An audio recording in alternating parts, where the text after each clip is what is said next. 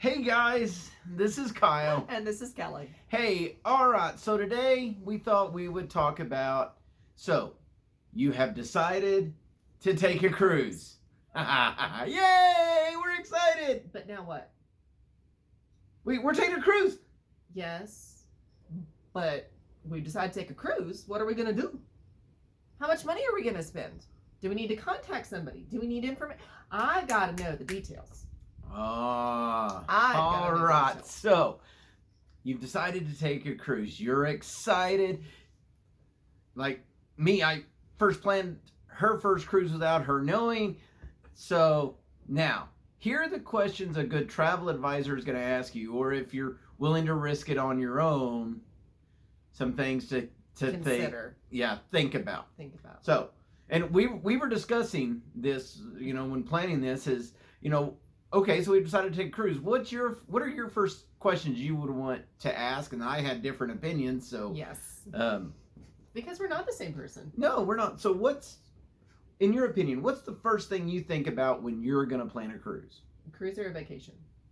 Well, in this case, a cruise. This case in a cruise. I consider history. I love to go places where there's history, there's things to learn. I like new cultures. These are some of the things that I like to do.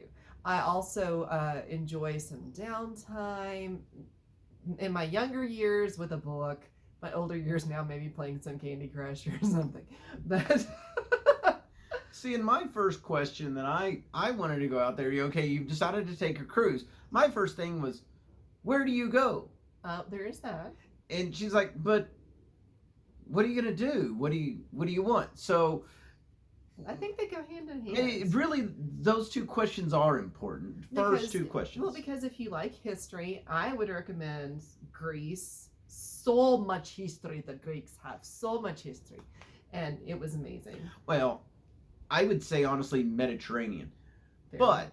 all in all, I think the first question you have to ask, hands down, is what does your budget look like? Oh, yeah, I've got to consider that money thing. Yeah, the money thing. What does your budget look like?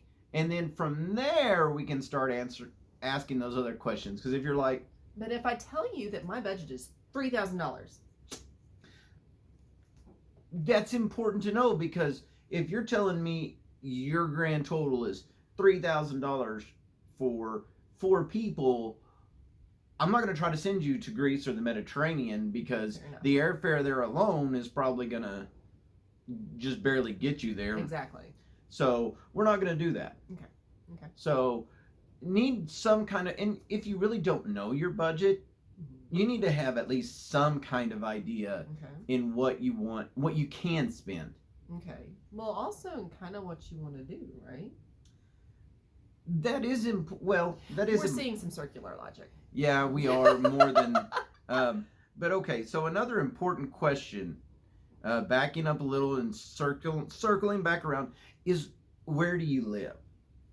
Because certain states, countries, or whether you're military, first responders, I heard a deal today that one of the cruise lines out of Florida, if you're a first responder, military, educator, they are giving free cruises away to those people.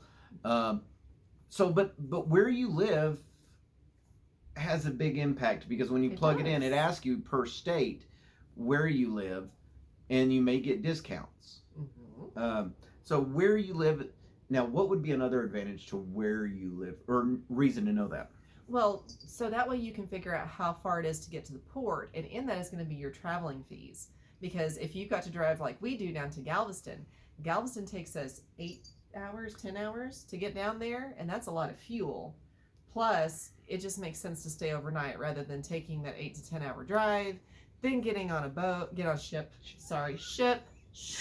We go back and forth. Ship. Well, but if the cruise we really want to take is leaving out of New York, I've got a client that's in New York right now coming home. There's airfare there. Yes, there is. So where you live in relation to where you might want to go. Well, we ported out of San Juan too when we went to go see the U.S. Virgin Islands. We poured out of San Juan. We ported out of California, Galveston. So planning to get to and from the ship is super important. Super important. And then once you get to the destination city or the port, Mhm. you have cruise parking Yes. or cruise transfers. Yes. And that's just Now, some cruises offer the transfers included with your fee. They're cruise transfers included with your fee. there can be, yes. Mhm. And as you get loyalty points, Loyalty points are Crown and nice. Anchor Society For Royal. or for Royal Caribbean, Norwegians, I just drew a blank on it. They have a rewards system. Mhm. As you get higher in it, they'll complement some of that for you. So, uh, okay, so we kind of have our budget in mind. We know we're And we've taken into mind the airline fees, the parking fees, possibly motel fees, hotel fees, gas fees to get there. the next thing then is I think then is your activity level, and that's where you're going. What do you want to see? What do you want to do? And if the budget is fit to, okay, we can fly to Europe, go to any of the Mediterranean and do a history, or Alaskan. Alaskan is another one that's a little more up there in the budget It is. because the excursions are a little higher. Mhm. It's on my bucket list. I still want to do that one. But there's all things to keep in mind. Now, if you want to go for a cheaper one, the Caribbean, especially if you live in like Texas or Florida, some of those where you don't have to travel very far, you can go catch a Caribbean cruise, Yep. and you're down there. Not as expensive, And then with the budget, I didn't even write this on my list. It just popped up. What kind of stateroom do you want? This is true. And This is true. because you got to watch it, folks, when you go to book a cruise and you look online, and I was reminded of this recently booking with someone. They thought they could get on a cruise on their budget, Mm-hmm. but they were looking at like an inside cabin. Yep. And trying to cram a family of 4 to 5 in a small little room for 8 days was going to be doable, but It's doable, but it's not very comfortable. it may not be comfortable at all. Mm-hmm. So, what kind of stateroom? Are you somebody who has to see the ocean, wants to wake up, open the window, or step out on your private balcony? If so, that's just more of a cost. And with the higher level of staterooms, you also have higher gratuities. Yes. Just something to keep in mind, be aware of when you're planning this, because it may say $299 per person, Mm-hmm.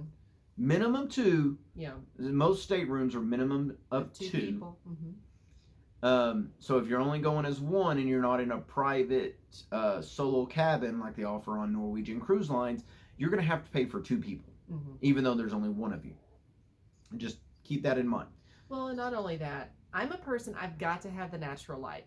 There was a gentleman that you booked recently that said, I'm hardly going to spend any time in my cabin. I don't need to spend a lot of money on that. So you were able to get him a much cheaper because he was willing to go interior. He was willing to go small. It didn't matter because he wasn't going to spend any time in his cabin. That's a big difference. See, and I haven't done an ocean view yet. I've done several balconies, and I like the option if I want to get away from the crowds or just be alone. I can sit on my balconies. I like to watch the water go by. Well, we've seen several dolphins and several things too. Mostly along the Caribbean, yes, we have. And another one. So once you know your activity level, it helps set where you want to go. There is history in the Caribbean. There is lots of swimming activities, zip lining and things in the Caribbean. So lots history. And there's still other things you can do. Well, and you have to think of physical fitness, not just. You have to think of physical fitness. If you're going to go scuba diving for 2 hours, you need to be fairly physically fit. If you're going to go hiking in the jungle, you need to be fairly physically fit. I do enjoy the hiking. I can hike for hours, but if I was to go running or zip lining, my body can't handle that. So it sounds like in the where to go and what to do is 2 parts. Number 1, do you want to see a lot of history, or do you want a lot of active things to do?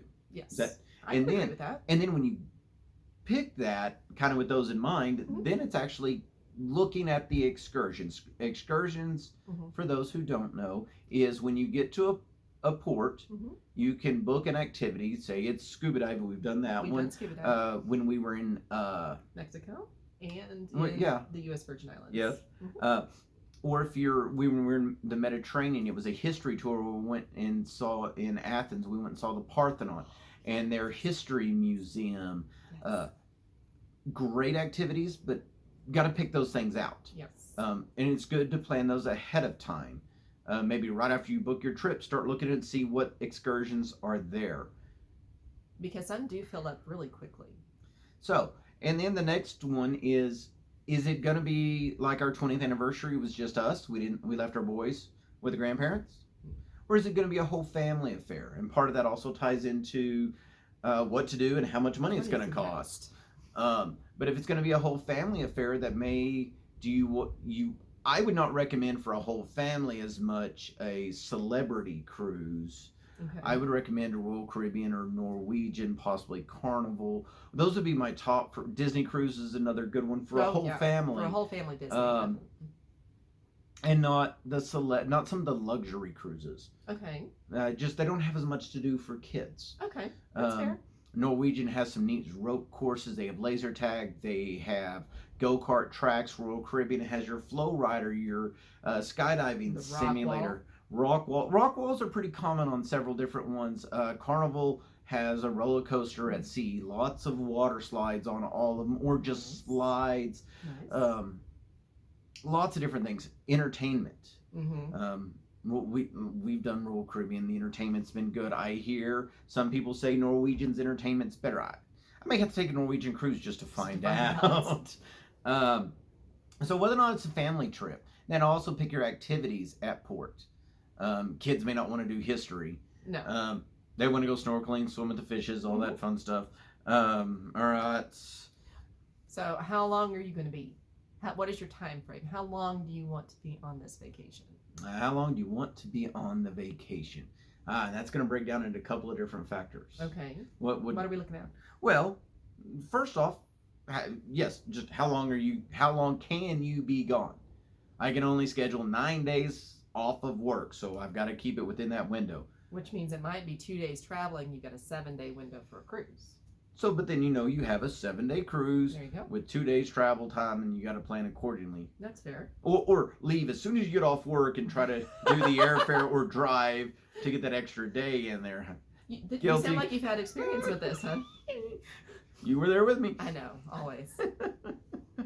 Saw a YouTube video of the ultimate dad who wants to leave 5 hours early, holds all the tickets because he doesn't want anybody to lose. Oh, This guy. So once you know your time frame, then you can plan the length of cruise. Well, also, you need to know what time of year you want to go. Ooh, when do you want to take this trip? There are 2 hurricane seasons. 2 hurricane seasons, as you can see from the background behind us. We're in the early parts of it's September here, so fall. September 1st, the fall decorations go up. That's me, guys. Sorry. But that's peak hurricane season, and right now there's a Royal Caribbean, Norwegian, and Carnival that are having to alter their itineraries because of a hurricane. Which, if you're going to travel in hurricane season, or really if you're going to cruise travel at all, one of the big things we say this a lot, and I will keep saying it a lot. Yes. If you're gonna if you travel, you need to be ready to be flexible. Things change, and life matters. Well, life matters and life happens. It's true. So, but they're gonna alter. A lot of these were coming out of the Bahamas right now. They were having to leave early or try to get there early and leave early and alter their itinerary. Cruise lines can't control the weather. Well, they can't control the weather, and they won't go.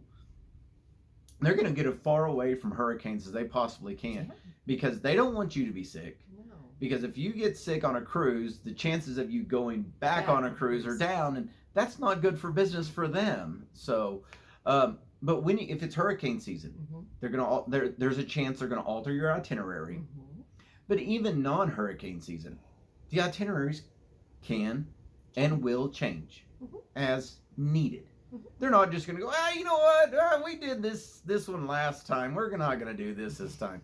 The cruise ships, we were on the Liberty of the Seas recently, and I saw a map on the ship that had its basic route that it took. It would go on the cruise. We went Cozumel, Honduras, Costa Maya, back to Galveston. It would do that one. Then had another one that went down to Jamaica and Georgetown, and I think it also hit Cozumel on that one as well. It would rotate between those two, and that was a standard itinerary. They're going to make that stop a lot. They know that. So they're not going to, we're just going to check. No. If they change their itinerary, because you booked that itinerary for those stops, very possibly, so they're not going to change them unless they have to. And if they do, and we've been on a ship that this happened. Yeah. The captain got on, explained the situation, and said, here's where we're going to change it. Getting upset doesn't do any good. I mean, all it does is stir people up, make people upset. And they're trying to look out for your safety and your well-being. It's not that they're doing it just to make you mad and try to get some more money out of you. You've already paid for it. It's already done. Well, and a lot of people, well, if that happens, and I've already done what you suggested and booked my excursions ahead of time, what about that? Well, we did have to do that. And they actually got some new excursions in Olympia for us. And so we were able to go down to the desk. The shore excursion desk. Thank you. Words are hard. So we go down this. He went down. He does so much for me, guys. You have no idea. It's amazing. When it comes to vacations, when it comes to everything else, they help you out a lot. Yes, but when it comes to vacations, he does all the things. Anyway, so he went down to the shore excursion desk and he got us all set up to go out to the site of the first Olympics. We got to see the Temple of Zeus. We got to see the Temple of Hera. And it was really neat. It really was, especially for doing it last minute. Well, what they pulled together. And when I was down there, I visited with them about it, and I said, how did y'all get all this so fast? Well, that was another port of call on a different itinerary. Here you go. So they have contacts. So when they change to go, they're not just going to go, looking at a map, let's go here. No. They're going to pick an itinerary or a new port that is somewhere they go. Mm-hmm. And they're going to pick up the phone and say, hey, we're having to change our itinerary. We'll be there in 2 days. Hands on deck. Can you get us taken care of? Of course, the people there are going to be like, okay, this is supposed to be our day off. We got a ship coming in. The ports make money off of you guys cruising, off me cruising. I mean, So, yeah. Hey, we're supposed to be off today. We got a cruise coming. Okay. And they pulled out all the stops. I mean, there were probably 15, 20 different shore excursions that day that I had to choose from. And it was great. It was good. It was. We had a great time. It wasn't what we had planned. No, but I was happy. I was too. I would take the cruise again to go see the stop we missed. Anyway, so there's that. The other things to know that we didn't write down about cruising. What would be something else you would throw out about, now that you've decided you're going to take cruise, what would be something else you'd think about? Well, guess what? We already made a video about it. Oh, yeah, we did. Packing. Cruise packing. We haven't talked a whole lot. We kind of reference it here and there on videos. What are some other things on the ship to keep in mind? Ooh, activities. Well, we've always done Royal. So for me, I love the schooner bar. And there is a shout out to, what's his name? Libido Loca? Yes.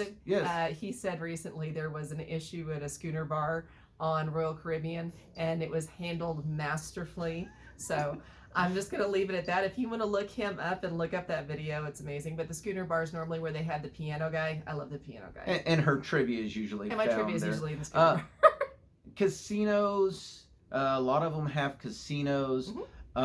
Entertainment, we touched on that briefly. They have Broadway style shows. Yes. Some of them have actual Broadway.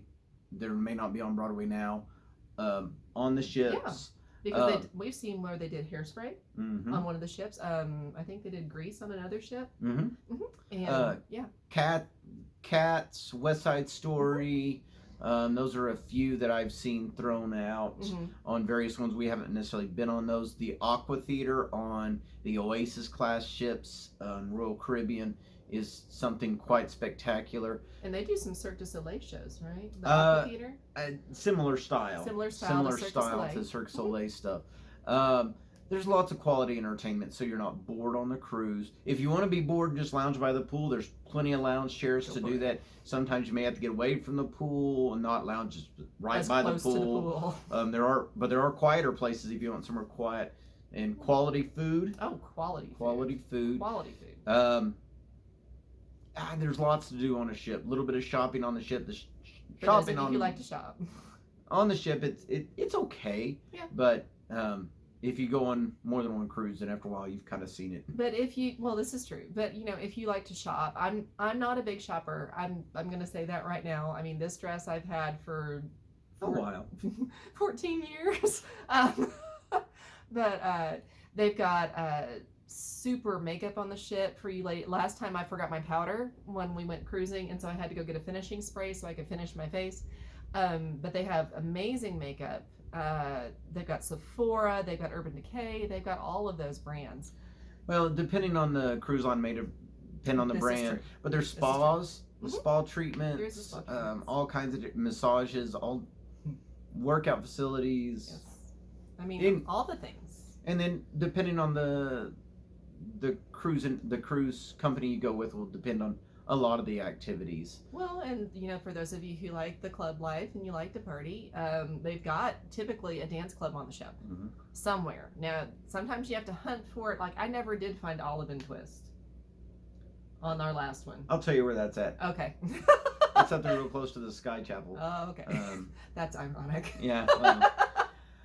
But and before you go, another good thing to do, and I didn't even think about to write this down, just her saying that, is take a few minutes before you leave and look at your ship on the computer, pull up the deck plans and kind of get an idea. Yeah. Decks 4 and 5 on the one we were on is where you had the Royal Promenade, where you had the shops, some places to grab food, know where the food is, know where your dining room is, or the restaurants that you're going to eat if you have special dining. So when you need to get there, you know how to get there, or at least have some kind of idea. And then the first part of your day on the ship, your first day on the ship, take a few minutes and kind of walk and find some of that. Within the first 3 hours of us being on the ship, our boys said, "This is where you need to go if you need to do this. This is where you need to go if you need to do." They had the ship practically memorized within the first 3 hours of being on the ship. We went and ate lunch with them. We went and did something else with them, and then after that, we kind of, our oldest is 15. Okay, here's our room. Here's this. Meet us at dinner at 8. That was he couldn't go anywhere, couldn't get off the ship, and if he jumped, bad news for him. And he didn't. He behaved himself. He made friends like we do on cruises. Our youngest, we let him kind of run around. He went to his adventure ocean. Yes. They were finding things, and they're like, "Dad, did you know?" Yeah, I knew that was there. Dad, what about? No, I didn't know about that one. There were a few of those. So anyway, guys, I hope you found this helpful. We've got a packing video of the top packing tips, and we've got a couple other different videos. Embarkation day, port days, what to expect on port days, what to do at sea days. So if you like it, check out those other videos. Hit that subscribe button and give us a thumbs up on the like button. Yeah, if you like it, if you have other comments, or if you're an experienced cruiser and hey, you haven't talked about this is something. Yes. Throw that in there and let us know what we need to talk about. There's probably 100 things I'm missing, and if not, we'll make a video about it. And so, is there anything? Did I forget anything? Love you guys. Thank you so much for joining us. Bye. See ya.